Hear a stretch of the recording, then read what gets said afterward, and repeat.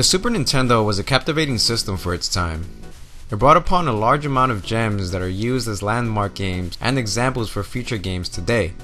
Now, along with these gems are other cancelled games that were to be the next runner-up to the likes of Super Metroid and Castlevania. And so in today's video, we're going to be discussing Fireteam Rogue. Now to begin, I have to give a huge shout out to Daniel Martinez on Twitter for giving me the heads up on this game, since I honestly have never heard about it. Now, Fireteam Rogue is a cancelled action-adventure game that was to be developed by Accolade for the Super Nintendo and Sega Genesis. The game introduced several characters to the game, with different weapons in their arsenal. The four main protagonists were of different races and offered different abilities to the player. One can jump high, one is more mobile than the rest, another is bigger and stronger, and of course you have your all-around character. Now let's run through those really quick. Chance was the game's hero and the main protagonist. The next was Aja Day, the female companion and Chance's right hand. The third character was Shadowblade. And then of course we have the brute named Brock, who is based on a Pachycephalosaurus. The antagonist of the game was to be a character by the name of Damus, the Mouth of Cethron. Now, majority of the art and concept art recovered for this project was all thanks to one of the artists assigned to the game, an artist by the name of Betty Cunningham. The link to her website is going to be down in the description below. Now, she posted a lot of these concepts on her personal website and offered an insight towards the development and creation of the characters. Now, another huge shout out goes to SNES Central for gathering a lot of the info of this game's origins and interviews to bring all of it to light for all of us to know. Now, what is known about Fireteam Rogue's cancellation was that it might have been due to too much ambition. One of the biggest bullet points of the game was that it supposedly had over 100 hours of gameplay, and that the characters would be larger than in most other action games. Now, personality conflicts and poor management caused by this goal seem to have taken a toll in the game, as stated by Russell Borogrove. He stated, "The project had a lot of problems in development. We spent a lot more time developing ridiculous data compression schemes to fit all the levels into the game, when we should have cut a couple of enemies and a handful of levels in order to get it done. There were also some personality conflicts that culminated with the producer of the project quitting when we were at the beta. Now, shortly after that, the head of the product development at Accolade asked us if we thought we should continue with the project or not. It was unclear to me how much more work it was going to take to finish, and if the game was going to be good enough to complete in the market by the time we actually got it out. And I advised that we should just shut it down. I don't remember what the others said." Now, what's interesting is that the local artist mentioned before, Betty Cunningham, on her website claimed that the game was in fact finished. As development continued and tensions rose, it was clear it would not have been released, as artist Scott Ruggles recalls. He stated, "Both of the game projects, Fireteam Rogue and the unreleased Genesis game Cybernauts: The Next Breed, were helmed by John Skeel.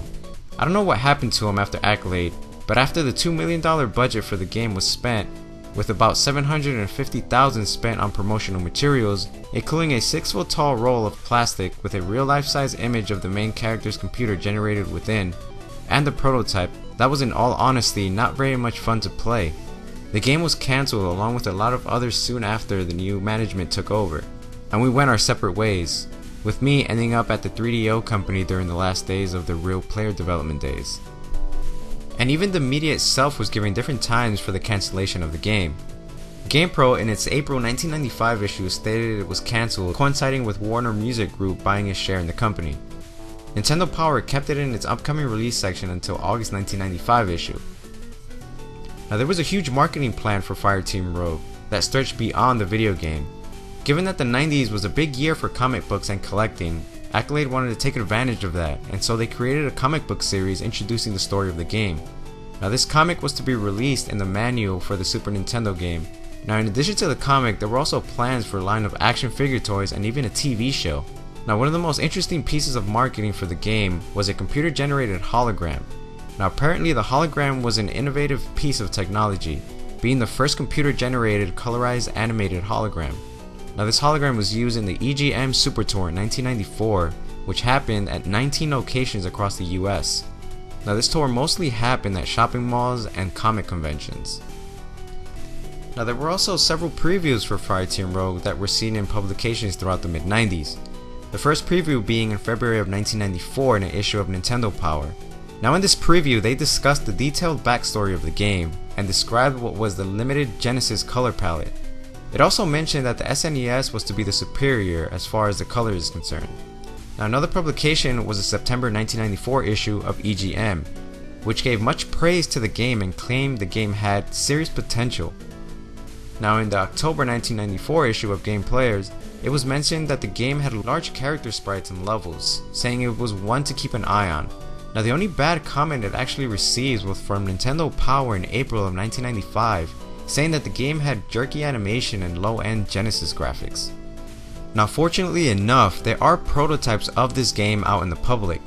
The first prototype of Fireteam Rogue was acquired by Dream TR in October of 2005.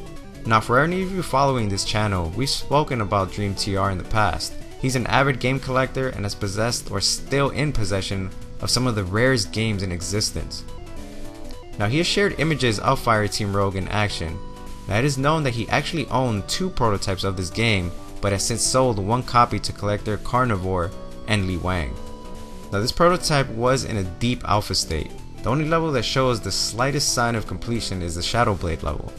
The sound effects are pretty basic though. Now the music is there, even though it does require for you to mess around with the settings in the menu. The game isn't very forgiving at this point, with no extra lives or continues. The animation is a bit jerky and the controls are subpar. Now one of the biggest elements hindering this prototype is the fact that the enemies and the players can't take hits after you reach a certain point. Pressing A and B during this time allows your character to do an acrobatic leap. Overall, the graphics are pretty bland with a limited palette. Now the other levels aren't so complete. The level for the main character Chance has almost no features at all. Now a quote straight from the SNES Central: "No matter how much I tried, I was unable to reach the platforms on the right part of the level to advance.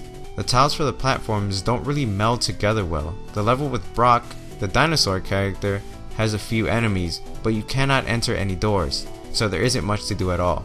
The Ajay level appears to be more complete than the other 2, but it is also the glitchiest. The music only lasts a brief moment if you turn it on, and there are several inescapable walls."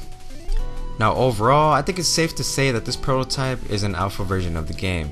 By looking at the video from the summer 1994 CES, I would say that this version probably dates to around that time. Now the later prototype for Fireteam Rogue was acquired by an SNES Central user in June of 2010.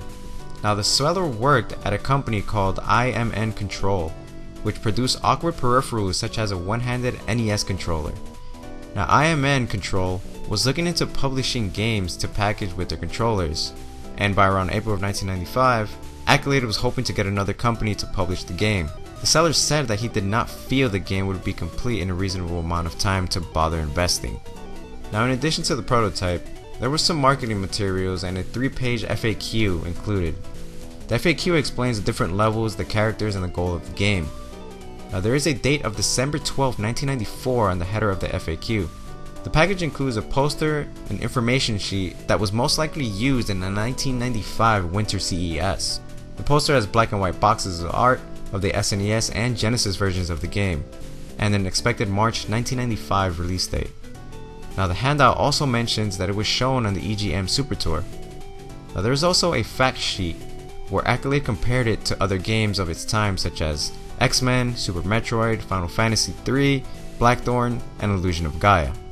Now the prototype came on 4 chips with a date of 1/16 on it, which is believed to mean January 16th, 1995. Now the gameplay is identical to the earlier alpha. The Shadow Blade level only has minor changes compared to the early one. The other 3 levels are a bit more complete but still unfinished altogether. The music for the Ajay stage, which is incomplete in the early alpha, is now implemented in full. Plus the music actually plays without having to mess with the sound settings. Now there are also introductory scenes for each level, showing the character flying into the level. The Ajay and Chance stages have different level graphics than the earlier version. Now one of the biggest differences in this later alpha is the addition of Mode 7 shooting stages. To enter a flying stage, you have to go into a craft and jump on the cockpit. The stages supposedly respond very well given that it is an alpha prototype. Now this build also saw the addition of a password feature, which was tested out and it does work. Now fortunately enough, it used a simple password system, which was a good feature for its time.